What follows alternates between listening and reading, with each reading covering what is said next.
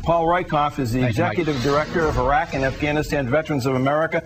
Paul, what did you think of the President's attempt at a history lesson today down at the VFW convention? Well, Mike, I guess desperate times call for desperate measures.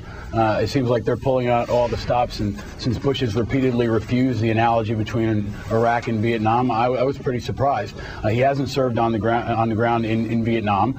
He doesn't really have a great sense of history, and I think it's really a reach. After we pulled out of Vietnam, communism didn't take over the world, and the Viet Cong didn't come home and attack us on U.S. soil. And I don't think that Al-Qaeda is necessarily going to hit us back here because we pull out of Iraq. If they do, it might be because of Iraq.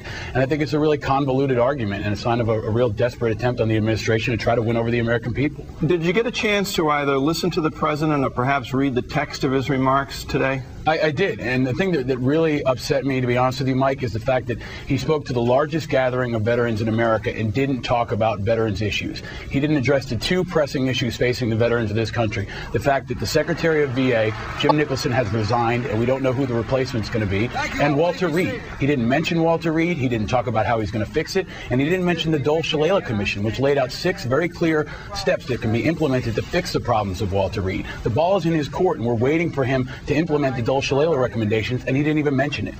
Well, he was also, I was struck by the fact that he really didn't get into an explanation, a defense of the surge in Iraq and how that's going and what's going on there. Not really. What did you think about that?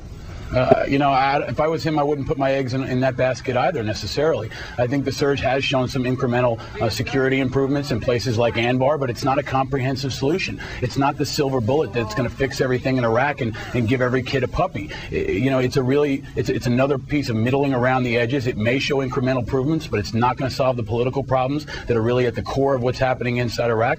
And I think, we're all going to wait for General Petraeus to deliver this magnificent report that's going to be in part crafted by the White House. And we're still going to have a discussion. It's not going to be the end-all, be-all, and we're still going to have a number of troops in harm's way without a clear strategy and without a clear definition victory. General Petraeus is a pretty legitimate guy. I mean, you're not saying that the White House is going to write something for him to say, are you?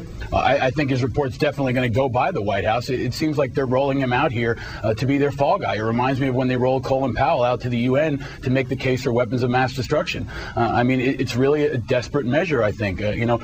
These guys are great military analysts. Petraeus is respected within the military community. I think if you read between the lines, you'll see from him that this is not going to be easy. It's not going to be over quickly, and the surge may show some incremental improvements, but it's not going to be the save-all for all things that are a problem in Iraq right now. Paul, I don't know whether you have a monitor in the studio where you are, but did you get a chance to see the ad that we just showed when Ari Fleischer was on? Yeah, and it really bothered me. What bothered me the most is that Ari Fleischer didn't even know the guy's name. He's willing to run a multi-million-dollar campaign utilizing the personal story of a soldier, and he couldn't tell you on national TV what that soldier's name is. It's a problematic trend.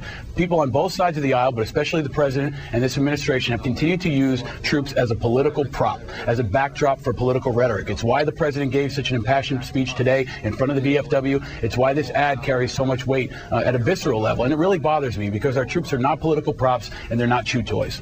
Paul Rieckhoff, thanks very much for joining us.